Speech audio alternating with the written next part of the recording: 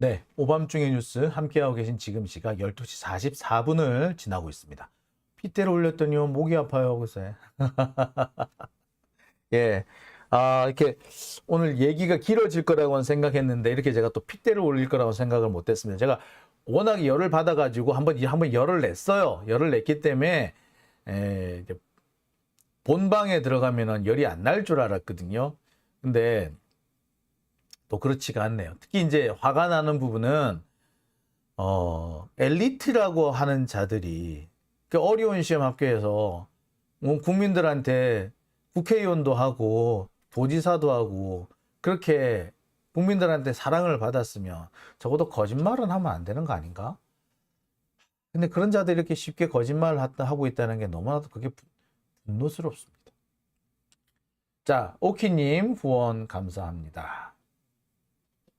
박은희님, 오밤중 시사 잡고 있는 방송. 예, 믿고 보는 오밤중 뉴스라고 해주셨습니다. 감사합니다. 네. 올더타임님 오셨네요. 건인의 재산 저렇게 가족이 사기쳐서 모았겠지? 네, 바로 그렇습니다. 또 핏대 오르려가네. 자, 근데 이렇게 김건희는 이리 사기치고, 저리 사기치고, 이리 뜯어먹고, 저리 뜯어먹고 해서 하는데, 그래서 잘 먹고 잘 살고 부를 차곡차곡 쌓아가는데 우리 서민들은 연말 되면은 무슨 일이 터질지 모르겠답니다. 지금 많은 전문가들이 연말에 부채 폭탄이 터질 수 있다고 우려하고 있습니다. 연말을 걱정하는 전문가들이 지금 많아지고 있어요. 제가 보기에도 이 연말 상당히 우려스럽습니다. 우려가 되는 부분은요, 가게뿐만 아니고 기업도 다 마찬가지입니다. 특히 대기업은 좀 안정권에 들어가 있는 것 같아요. 근데 중소기업이나 뭐 개인 사업자, 그 다음에 이렇게 그 소규모 상공인들은 상당히 위험할 수 있다라는 것이 지금 경제 전문가들의 대체적인 견해입니다. 기업이고 가게고 지금 다 위험하다는 겁니다. 왜 그러냐? 지금 현재 우리나라 부채 총액이 늘고 있다는 거예요. 우리나라 국민들의. 여기서 말하는 부채 총액은 가계 부채 총액과 기업 부채 총액, 그 다음에 정부 부채 총액이 다 늘어나고 있다는 거예요. 일단 정부 부채 총액 같은 경우에는 윤석열이 뭐 건전재정 어쩌고 개소리를 떨었습니다만 역시 재정 적자가 40조 이상 날 걸로 보입니다. 근데 지금 세수가 또 60조가 빵꾸 났다 그러지. 따라서 아마 100조 이상 빵꾸가 날 수도 있어요. 세수에.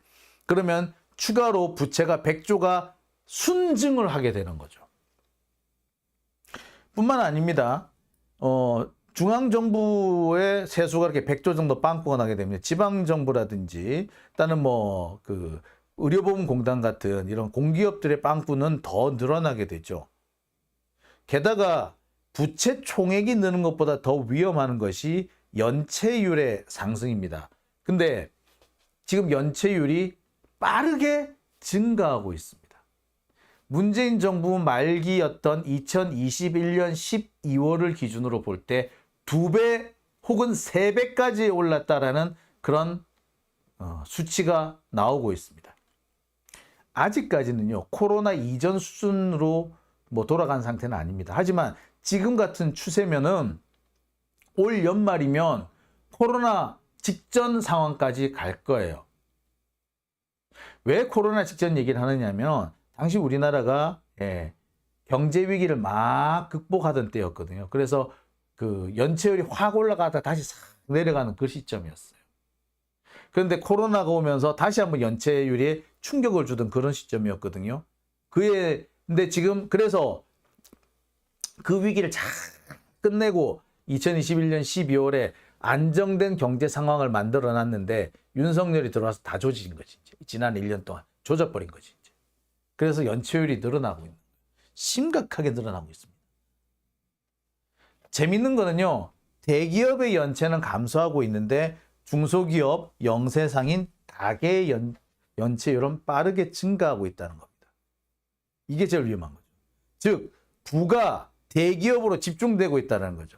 경제력이 대기업으로 집중되고 있는데 문제는 단순 경제력의 집중이 문제가 아니라 연체율이 늘어난다는 것보다 중소상인이나 영세상인이나 가게가 파산할 수 있다는 거예요. 기업은 파산을 안 하는데 여기는 파산을 한다고. 자, 중소기업, 영세상인 가게의 연체율이 늘어나가지고 파산하게 되면, 이들이 파산하게 되면 뭐가 된다? 예. 여기서부터 대공황이 시작되는 거예요. 이거를 막아주기 위해서 필요한 게 뭐다? 재정 지출이죠. 그래서 보조금이 여기다 들어가는 겁니다. 근데 윤석열 뭐라 그랬어요? 정치 보조금을 주지 마라 그랬지. 지금 여기에 보조금을 투입을 해야 될 때예요. 가게는 가게대로, 영세상인 영세상인대로, 중소기업은 중소기업대로. 여기에 지금 자금을 투자를 해야만이 이들의 연체율을 낮출 수 있고 이들이 다시 재기를 할 수 있게 한단 말이에요. 근데 이거를 막고 있는 거지. 보조금 주지 말라 그래. 그렇기 때문에 뭐가 된다? 바로 이것은 지금 당장 기업은 대기업은 좋을지 몰라도 뭐 바로 불경기로 오면서 대기업들도 대공황을 맞이할 수도 있어요. 물론 대기업들은 그럴 거야. 우리 수출하면 돼. 아나 콩떡아. 야, 우리나라가 말이야. 중국 수출이 안 되고 있는데 지금 중국 수출이 계속 급감하고 있는데 무슨 수출로 돈을 번다고 그래. 똑같은 소리 하고 있네. 자, 이 상황이란 건 뭐다? 가계고 기업이고 다 위험한데 위험한 게 단순히 파산이나 연체율의 상승이 아니라 대공황의 전조일 수 있다는 게 위험하다는 거예요. 가계 부채든 부채 폭탄이 터진다는 것은 그게 바로 보세요. 부채 폭탄이 터졌다. 돈이 없다. 파산한다는 얘기죠. 돈이 없다. 파산한다는 건 뭘 말한다? 구매력이 없어진다는 걸 의미합니다. 구매력이 없어진다? 기업이 물건을 만들었는데 살 사람이 없는 거야. 그럼 뭐다? 그게가 바로 거기서부터 이제 대공황이 출발하는 거예요. 지금 안 그래도 경기 침체인 국면인데 이제 본격적인 대공황 단계로 들어서 버리는 겁니다. 이제. 그래서 올 연말이 위험하다는 거예요. 올 연말부터 내년 초 사이가 상당히 불안하다는 겁니다. 특히 작년에 강원도지사 김진태가 똥 싸놓은 거 있죠. 그 레고랜드 관련해가 똥 싸놓은 거 있잖아. 갑자기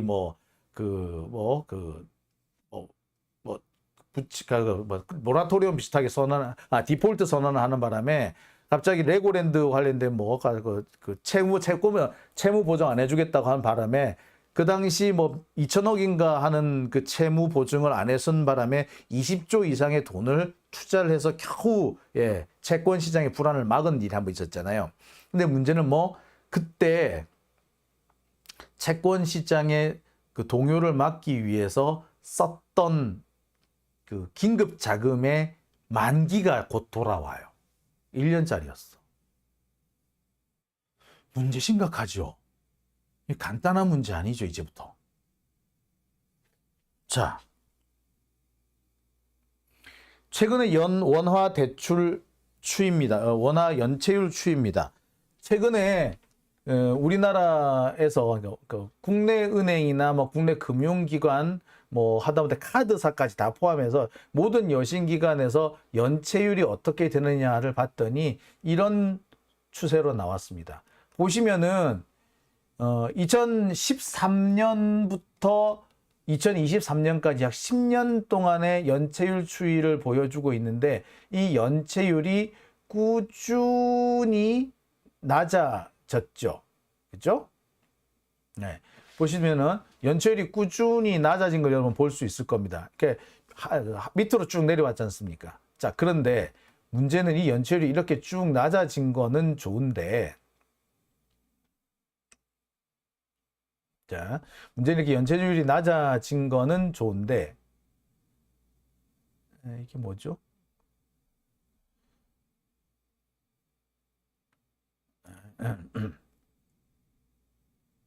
연체율이 쭉 낮아진 것까지는 나쁘지 않습니다만 문제는 이게 뭐다? 최근 들어서 갑자기 연체율이 급상승, 급반등하기 시작하더라는 거죠. 보세요. 여기 보시면 이렇게 갑자기 2022년 4월에 가장 낮았다가 갑자기 올해 4월 되면서 연체율이 급등하기 시작합니다. 확대를 해서 한번 보여드릴게요. 자, 원화대출 연체율 추이가 2022년 4월에 0.2%로 가장 낮았고요. 그런데 지금 2023년 2월, 올해 2월에 0.36%로 올랐고 그게 지난 4월에는 0.37%로 또 올랐습니다. 그리고 지금 얼마 전 6월 달에는 0.38%까지 올라갑니다. 빠르게 증가하고 있는 거죠. 즉 연체율 추이가 가장 낮았던 2022년 6월, 4월, 6월 이때 즉 뭡니까? 문재인 정부가 끝나고 윤석열이 정권을 인수인계받았던 그 시점이죠. 윤석열은 연체율이 가장 낮은 상태에서 정권을 인수를 했어요. 그런데 1년 만에 연체율을 확 뒤집어 올려놓은 겁니다. 0.36%까지 끌어올려 나버렸어요. 2배가 늘어난 겁니다. 2배가 2배. 자, 문제는 이 상승 곡선이 상당히 가팔라서 얼마나 더 뛰어오를지 현재로서는 가늠이 안 된다는 거예요.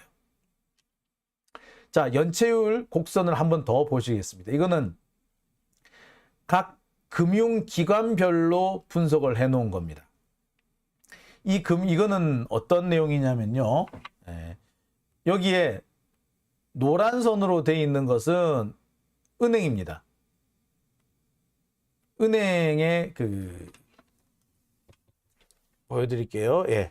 여기 보시면 이 노란 선 같은 경우 은행이 아니라 이게 카드예요. 카드 연체율이 이렇게 훅 높아졌다가 쭉 내려왔습니다. 그래가지고 언제 2021년 말에 2.51%까지 떨어졌고요. 그랬는데 지금 현재 2.51이었던 것이 2배 가까이 올려서 5.07%까지 올랐어요. 자, 여기 파란 곡선은 대기업의 연체인데요. 대기업의 연체는 큰 변동이 없습니다. 꾸준하죠. 자, 상황이 이래요. 자, 지금 전체적으로 보면 연체율이 상당히 높아진 거죠. 보세요. 이 노란 곡선을 보시죠. 보세요. 올 때는 1.26%였는데 지금 1.79까지 올라갔죠. 2.51이었던 것이 5.7로 됐고요. 여기 같은 경우도 2% 정도였는데 이제 4% 이상이 된 겁니다. 자, 뭐 자료를 더 보여드려야 될 것 같긴 한데요. 이상의 자료에서 보듯이 지금 연체율이 빠르게 늘고 있습니다. 자, 그래프가 조금 보기가 어려웠다고 하는 분이 계신 것 같아가지고 좀 깔끔하게 만들어진 그래프를 한번 보여드릴게요.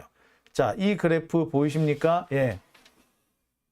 이 그래프를 보시면요. 금융권 연체 추이, 빨간색은요, 저축은행의 연체이고요. 보라색이 상호금융, 그 다음에 옆에가 캐피탈사. 그러니까 보통 이제 캐피탈사, 그 다음에 카드, 그 다음에 은행 이렇게 돼 있는데 연체율을 한번 볼 수 있겠습니다. 지금 캐피탈사 연체율을 한번 보세요. 0.86, 2021년 2월 12월 말 가장 낮을 때 0.86이었는데 그 한 1년 반 사이에 1.79까지 올랐습니다. 2배가 올랐죠. 자, 상호금융을 한번 볼까요? 가장 낮을 때는 1.17%였는데 지금 2.42% 역시 2배가 올랐습니다. 저축은행의 경우는 2.51%에서 5.07%로 역시 2배가 올랐네요. 자, 이쯤 되면은 연체율이 지금 한 1년 반 사이에 2배가 뛰었다라고 보셔도 되겠죠. 특히 가계대출 연체율이 빠르게 증가하고 있습니다. 지금 최근 3년 사이에 가장 높은 상태로 치솟고 있다라고 해요. 이와 관련해서 벌써 보도들이 나오고 있습니다. 은행 대출 연체율 32개월 만에 최고치, 가계, 기업 모두 연체율 올라. 중소기업 가계 신용대출 연체율이 무척 올랐고 앞으로 더 오를 수 있다. 무섭게 올라가는 대출 연체율, 지난 3, 5년 내 최고. 5대 은행 연체율 1년 전에 2배. 가계대출은 5년 만에 최고. 자, 여기서 알 수 있듯이 대출 총액도 늘고 연체율도 늘고, 즉 위험 부담 자체가 늘었다는 거죠. 경제가 가장 어려운 상황에 처하고 있다는 것을 말하는 겁니다. 언론 보도는 이런 보도도 나옵니다. 연체율 심상치 않은데 가계대출이 2달 연속 증가세. 쓰러지는 가계 기업, 브레이크 없는 연체율 상승, 신용불량자 속출, 적어도 300만 명은 최소 생계도 허덕거리고 있다. 예, 여러분 이런 보도 우리 언제 봤죠? 저 같은 IMF 세대는 느낌이 확 오죠. 제가 대학 졸업하던 때, 제 동기들이 대학 졸업하던데, 저는 이제 군대를 안 가고 바로 석사과정 갔다가 석사과정 마치고 이제 군대 갔으니까 되게 좀 늦었고요. 그러니까 제가 석사 마칠 때쯤, 그러니까 이제 우리 동기들이 군대 갔다가 졸업할 때쯤, 복학생들이 졸업할 무렵 때 바로 IMF가 터졌고요. 제 동기들 중에는 취업을 못한 친구도 있고, 취업했다가 취업을 했는데 그 회사 갑자기 문을 닫아버리는 경우도 있었고요. 심한 놈은 합격을 했는데 합격하고 출근하려고 하는데 출근하기 전날 회사가 부도가 나서 문을 닫아버린 사태도 있었어요. 자, 그래서 저는 우리 스스로를 IMF 세대라고 부르는데, 이 IMF 세대에는 바로 이때가 언제다? 예. 1997년 IMF가 나기 직전의 모습하고 너무나 닮았습니다. 몸이 느끼고 있는 이 불안함, 뭔가 터질 것 같은 여러분은 어떻습니까? 여러분 느껴지십니까? 전문가들이 올 연말이 위험하다라 하는 건 바로 이런 점 때문에. 딱 지금이 IMF 터지던 때 직전과 너무 닮았다. IMF가 97년 11월 20 며칠인가 그때 아마 터졌던 걸로 기억하거든요. 그러니까 97년 여름에 이런 상황이 벌어지고 있었는데, 이런 상황에 대해서 아무도 주목을 하지 않았다는 게 문제였죠.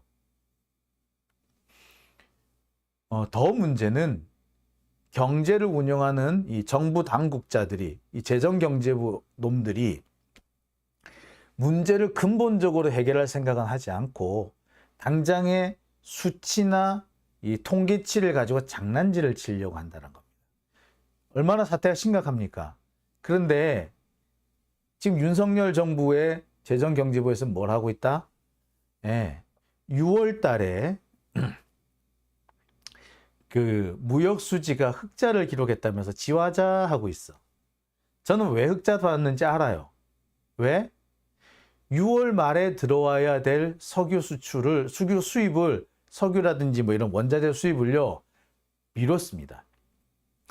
6월 10일까지 무역 적자가 심각한 상황이었어요. 무역 적자가 이번 달에도 20억이 나네, 30억 달러가 나네, 30억 달러가 나네, 20억 달러가 나네, 그러고 있는데 갑자기 월 말에 40억 달러 흑자를 봤대. 뭐다? 이거 7, 8월에 또 대형 적자로 이어집니다.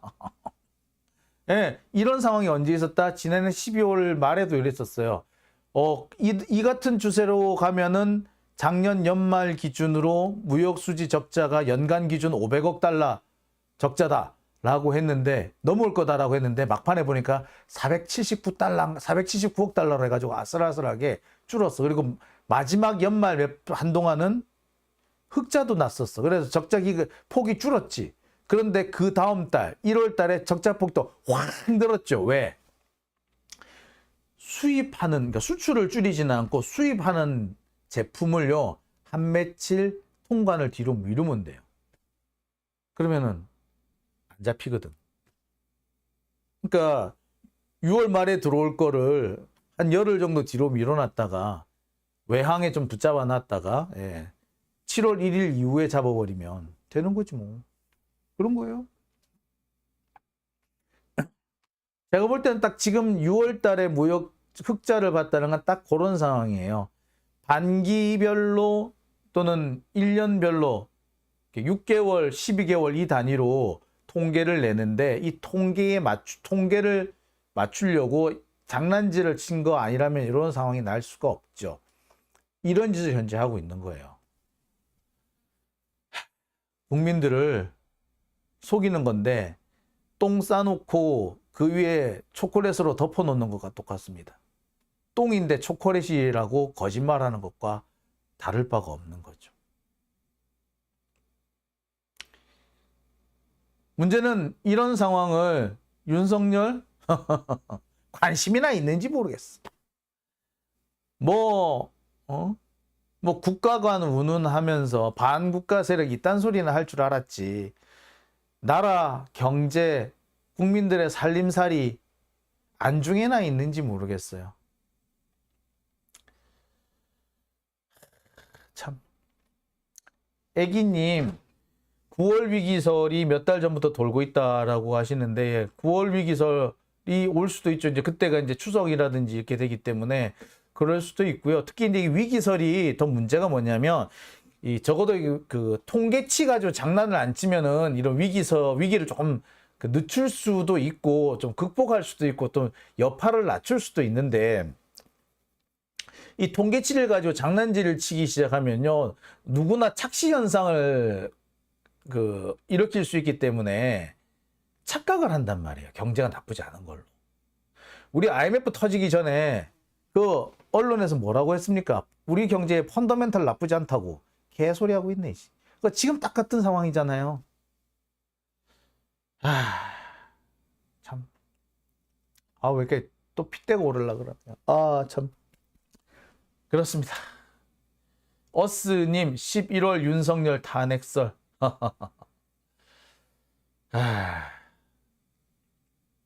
그러네요. 자, 오밤중의 뉴스. 자, 오늘은 제가 여기까지만 하겠습니다. 핏대를 올리다 보니까 또 시간이 또 많이 흘렀네요. 자, 저는요 내일 이 시간에 다시 찾아뵙도록 하겠습니다. 이번 주 수요일은요 제가 조금 정비를 위해서 저도 좀 정비를 하고 여러 가지 장비도 정비를 하는 관계로 조금 휴식을 가질까 합니다. 그래서 이번 주 수요일은 제가 방송을 못할 수도 있을 것 같습니다. 미리 이렇게 조금 양해를 구하려고 합니다. 자, 오늘 함께 해주신 분들께 다시 한번 감사드립니다. 저는요 일단은 내일은요 어김없이 늘 그랬던 것처럼 여러분들 다시 찾아뵙겠습니다. 그리고요 오늘 이렇게 많은 분들 함께 해주셨는데 함께 해주신 분들께 다시 한번 감사드립니다. 보니까 아까 3,000분까지 오셨더라고요. 함께 해주셔서 다시 한번 감사드립니다. 자, 오밤중의 뉴스 오늘은 제가 여기서 인사드리겠습니다.